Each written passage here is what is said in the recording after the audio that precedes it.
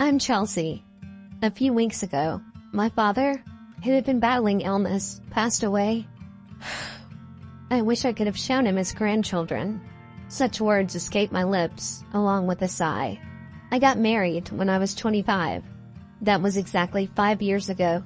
At my wedding, my father and I made a promise. I'll let you know first when I get pregnant. But that promise remained unfulfilled. That's about the only regret I have about my father. Since his illness was discovered a year ago, I've done everything I could for him. I regularly returned to my parents' home and visited the hospital with my mother. I increased the frequency of phone calls and video chats. I did everything I could think of. Still, I can't help but wonder, could I have done more? I muttered. My mother, sitting next to me, reassured me. You did well, Chelsea. Really? Yes, your father would be satisfied. Just then, my sister Portia returned. I'm back, brought the lawyer. My sister entered the living room saying so. Behind her was a man in his mid-40s. I assumed he was the lawyer, and he handed me his business card. I'm Samuel, the attorney. Thank you for coming. Please have a seat. Excuse me then. My mother guided the lawyer Samuel to his seat. As soon as he sat down, my sister blurted out, I heard from this lawyer that Dad left quite an inheritance. It's not all for you, Portia. I know that. My sister, now in a bad mood, glared at me. I glared back. My sister and I don't get along. We used to be okay, but things turned sour when we found out about Dad's illness. One reason was my sister's arrogant attitude. No matter how many times I reached out, she never visited our father. Of course, I may have said it wrong. I might have been a bit harsh because I was worried about him. But her reaction was also a problem. You're not a child. You don't have to be so stubborn. When I said that, my sister retorted, I'm not being stubborn.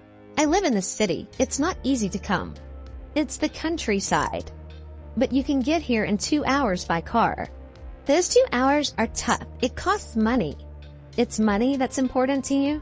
Of course it is. I'm busy, so stop contacting me. And with that, she finally stopped talking. Even if she lives far away, she could visit once in a while. I always thought so. That's why our relationship deteriorated so quickly. In the end, my sister never visited our father, so our relationship remained strained. Sensing the tension, the lawyer intervened. Let's calm down, please. Okay, I'm sorry. I apologize, and the lawyer nodded before continuing. As I mentioned on the phone, I have your husband's will. When did this happen? My mother murmured. A few weeks before we passed away, he contacted me. So you went to the hospital? Yes. I had him write the will in front of me, with his primary physician present. It turns out they had arranged for the primary physician to contact the lawyer when my father passed away. So after my father passed away, he contacted the lawyer. In turn, the lawyer reached out to us. That's how it happened, and why I'm contacting you now. The lawyer said, pulling out a white envelope. He placed it in front of us. This is the will. That's definitely Dad's handwriting, I muttered, verifying the characters on the envelope. My sister Portia seemed a bit salty. Never mind, just tell us what's in it. I'm busy, you know. Very well, the lawyer said with a wry smile, opening the envelope. Inside was a single piece of paper. This is what was written there. It stated that besides the house and land, my father's inheritance included some savings and a storage shed. We knew about the house and land, but what's this about a storage shed? As I was pondering this, my sister angrily said to the lawyer, Wait a minute, you didn't mention the farm. The farm? Yes, the farm Dad used to work on as a hobby. My father used to run a company in the next town. But after turning 50, he began to feel his age. I'm thinking of closing the company. I want to take it easy. Is that okay? I heard this when I was in high school. My sister, who was in college at the time, opposed it, but my mother and I, concerned about my father's health, agreed. Don't worry about the money, Portia. We have enough savings. My father reassured her. Reluctantly, she agreed. After that, my father really did close his company and started farming near our home. It feels good to move my body while farming, he said, looking happy. Seeing him like that, I felt glad I had agreed. But my sister didn't seem to feel the same. She had said she would return home after graduating from college, but instead, she got a job near her university. Eventually, she married the CEO of an IT company she met through work.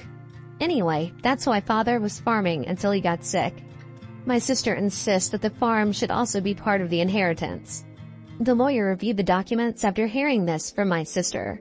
He quickly found a note and said, "The farm is rented land." "Rented? I thought we owned a large piece of land," my sister said, disappointed. Indeed, the farm where my father grew vegetables was spacious, but it might be too much for us, who know nothing about farming. Maybe it's good that it's rented. That's what I thought. The conversation then shifted to dividing the inheritance. As for the division of the inheritance, the house and land go to the wife, the lawyer said. My sister grinned. "So, we can divide the rest however we want?" "Please divide the savings and storage shed fairly between you two." "Savings means cash, right? I'll take the cash. How much is it?" "The savings amount to about $100,000. There's no need to pay inheritance tax for this amount." "Then I'll take the $100,000 in cash," my sister declared triumphantly. But I couldn't agree with such a selfish arrangement. I strongly protested against my sister. "Wait a minute, I object." "Why? I'm the eldest daughter." "That's irrelevant. You can have the storage shed, what even that is."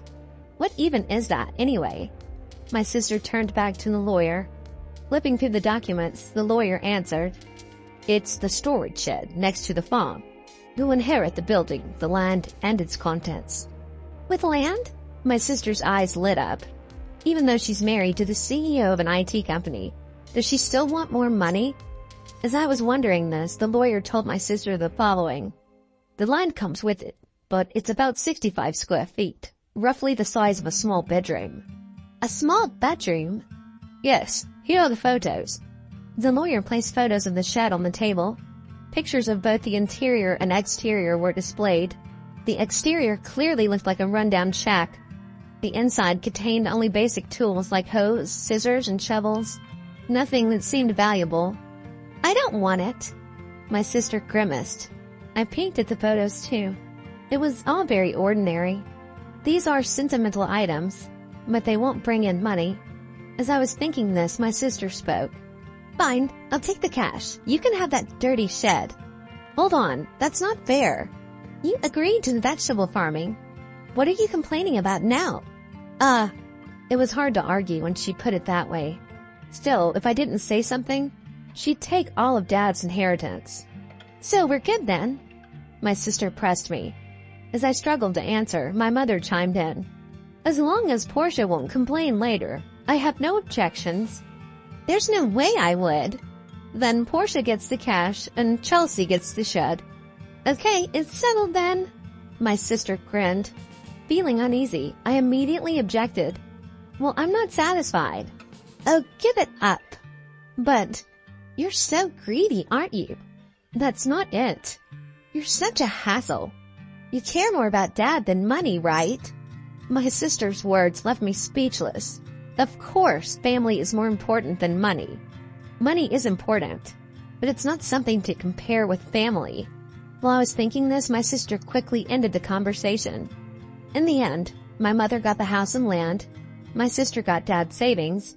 All that was left for me was the dirty shed. After that, my sister signed a document promising not to complain about the inheritance division. She left, laughing loudly. I was full of complaints. I couldn't help but vent to my mother. "Mom, why didn't you help me?" "I did help you." "How? You just sided with Portia." "That's not true. I made sure you got the shed." "Huh? I'm not happy about getting that shed." "You might find something surprisingly good if you look closely," my mother said with a smile. I could only puff out my cheeks in response. The next day, I took the key from the lawyer and headed to the shed near the field. It was a 10-minute walk from home, a rural road where no one else passed by. I finally reached the field my father had rented. For the past year, he had been hospitalized, so the field was empty. I opened the shed with the key. Wow, it's dusty. The shed was quite dusty, probably because no one had cleaned it. Still, there might be something sentimental from Dad. Thinking this, I looked around the shed. Nothing special here. It was just a dirty shed after all. All I found were tools Dad had used for farming. They could be considered sentimental, but they weren't anything special. Maybe I should just take what's inside for now, I mumbled, looking around the shed. That's when I noticed something. It looked smaller than from the outside. Maybe it was the dim light, but the inside of the shed felt a bit cramped. Is it just my imagination? Thinking this way, I stepped outside the shed, but something still felt off. After pondering for a bit, I decided to walk around to the back of the shed. The backside was adjacent to a thicket of various trees. To my surprise, there was another door there. Wait, another entrance at the back? I gasped. When I looked from inside the shed, there was only a wall, meaning the only entrance was the door I had used. Yet from the back, there was a door. What's going on? I thought about it. A door on the back should be visible from inside too, but it wasn't. That meant there had to be a wall in between. In other words, there was a space accessible only from the back. The moment I realized this, I got excited. This must be Dad's surprise. Dad always loved surprises. He even surprised me on my birthdays. Memories flooded back, and I found myself tearing up. I quickly returned inside the shed and began searching for the back door key. If it was Dad, he would have hidden it somewhere in the shed. With that gut feeling, I rummaged through the shed. After a while, I found 2 keys hidden in the handle of a shovel. I went around to the back and tried one of the keys in the door. With a click, the door opened. What could be in here? The space inside was indeed cramped, only about 3 feet wide. A large safe stood alone in the space. Is this from Dad's company? I recognized the safe. It was the same one I saw in the corner of his office when I was a child. Nostalgic. I hugged the safe. This was a true memory of my father. I felt fulfilled. This alone made the inheritance worthwhile. But knowing Dad, this couldn't be the end. There's got to be more surprises. I muttered and inserted the second key into the safe. With a slightly rusty sound, the safe opened. What? No way. The moment I saw the contents, I was stunned. Inside was an unexpected inheritance. What should I do? Oh, I have to tell Mom. I locked the safe and rushed to my mother. After explaining the situation to her, I called my husband, and with his help, we moved the safe from my parents' house. Then it hit me. The contents of the safe were undoubtedly Dad's. However, if it's part of my inheritance, including the shed, I might have to pay inheritance tax. Better get this checked out thoroughly. The contents of the safe were clearly valuable. I decided to consult the lawyer. Inheritance tax? For that you should. According to the lawyer, it's better to consult a certified public accountant. So I got a referral to an accountant from a friend. I left all the complicated matters to that accountant. Half a year passed in this way. Just when I thought things had finally settled down, my sister showed up near my home. What brings you here all of a sudden? Well, I had some business at our parents' house. So you stopped by? Yeah, something like that. My sister's behavior was strange. It's funny, no matter how you look at it. Even if my home is close to our parents', it's still a 20-minute drive. We're not the kind of sisters who would casually visit, especially after the tension over Dad's inheritance. It's not a relationship that comes to play carelessly. I couldn't shake off my suspicion as I looked at her. Meanwhile, my sister, acting a bit nervous, asked, "Can I come in?" "Sure, but what's the matter?" "I have something to talk about," my sister said, forcing a smile. Reluctantly, I let my sister into the house. After I served some coffee, she started to fidget and then began to speak. "So, did you win the lottery or something?" "What? No, I didn't." "Then did your husband get a bonus?"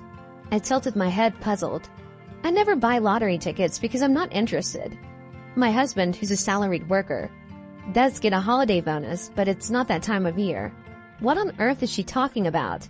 Confused, I asked her directly. Hey, what are you talking about? Suddenly, my sister got angry. What? Are you making fun of me? No, what are you talking about? Money, you have it, don't you? Money? Yes, I heard about it. My sister began to speak excitedly. It was a story from a few days ago. Living in the city, my sister had run into our aunt by chance. The woman started the conversation like this. I know how hard it's been for you since you lost your father. Are you doing okay? Yes, well, I visited him many times when he was sick. Thank you. But you must be relieved, right? Getting such a big thank you gift. Thank you gift? Yes, your sister sent me a $500 gift card as a thank you for visiting him. A gift card? Needless to say, what caught my sister's attention was the gift card. Hearing that I had sent it, she was convinced I had come into some extra money. You got a windfall, didn't you? Just admit it. My sister interrogated me. Ah, that's what this is about. I sighed.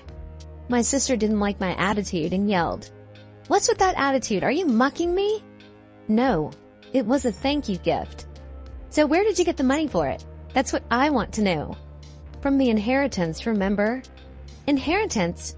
Yes, I got the inheritance. So I sent thank you gifts to relatives who had helped us. Upon hearing this, my sister frowned. All you got was that dirty shed. Yes, that's true. But you can't sell that for money. But there was a safe inside it. That's where the real inheritance was. A safe? Real inheritance? I carefully explained to her about the watches in the safe. They were all valuable, collected by my father as a hobby during his lifetime. However, I didn't know their exact value. On the other hand, the remaining savings were about $100,000. Considering he was a business owner who could retire early, that amount seemed small. That led me to think he might have invested a lot in those watches. If they're valuable, you'll have to pay inheritance tax, my mother had said after seeing the contents of the safe. What should I do, Mom? When I asked, my mother thought for a moment and advised. Things like this always come out. You should declare it properly. How? Well, let's ask that lawyer we spoke to recently. So I consulted the lawyer again. I was told that if you inherit valuables, the inheritance tax is determined by their value at that time. I was also told that a certified public accountant could handle it for me. So I left it to the accountant. As a result, it was found the watches alone were worth at least $500,000. With watches this valuable, you'll have to pay inheritance tax. How should I pay it? How about keeping the ones you're emotionally attached to and selling the rest? Certainly, it doesn't make sense to me, who doesn't know the value, to hold on to such expensive watches. I'd rather someone who understands their worth have them. With that thought, I sold some of the watches.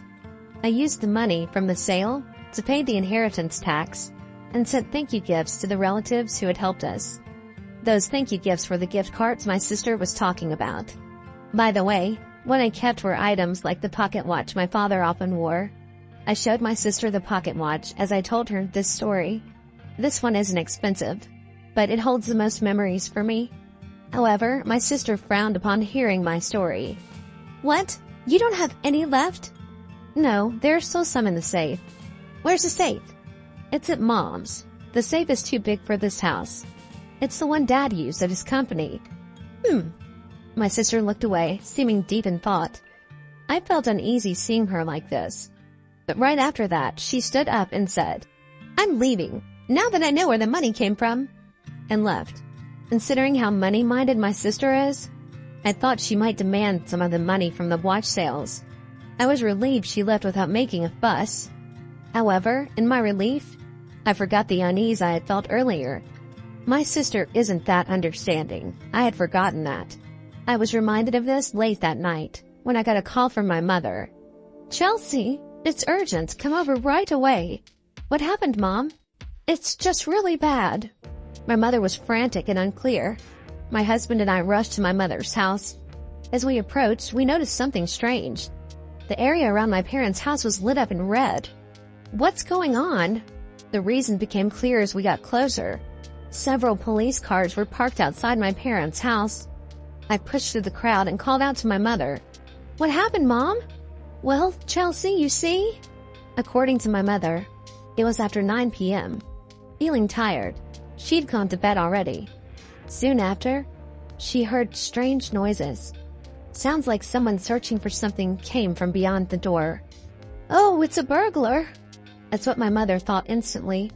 However, she was the only one in the house. Feeling helpless, she decided to escape through the window. Looking back, she saw the light of a flashlight moving inside the house. "This is definitely a burglar." Convinced, she ran to the neighbor's house and said, "Help, there's a burglar." Hearing this, the neighbor immediately came out.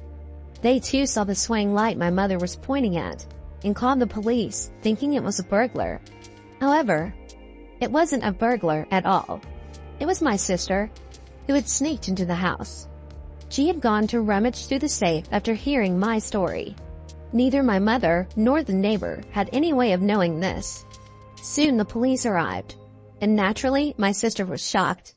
Realizing she was in trouble, she tried to make a quick escape. Of course, it's her own family home, so there's no need to run. Yet in her panic, my sister thought she had to escape. In her rush, she bumped into the open door of the safe.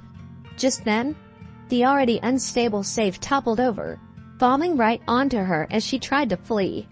So Portia got trapped under it? Yes, that's what happened. Is she okay? She was taken to the hospital by ambulance, but she keeps saying her leg hurts. What on earth was she thinking? I was truly dumbfounded. Afterward, my mother and I apologized to the police officers who had come to help, feeling bad for calling so late. I also phoned my sister's husband. "Wait, you're saying Portia broke into her own family home and got injured?" "Yes, that's correct." "What is Portia doing? She doesn't even do housework." "I'm really sorry about my sister. That's it, I'm filing for divorce." "Divorce?"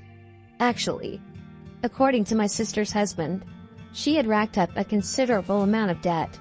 Apparently she had been spending a lot on brand name items. He had just found out, and they had a huge fight. In the end, my sister stormed out of the house saying, "I'll borrow it from Mom and pay it back."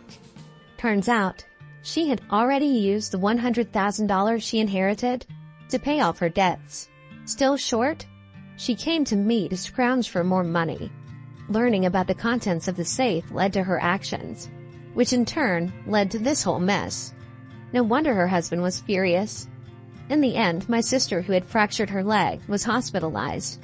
Her husband came to the hospital and started talking about divorce. Naturally, my sister made a scene.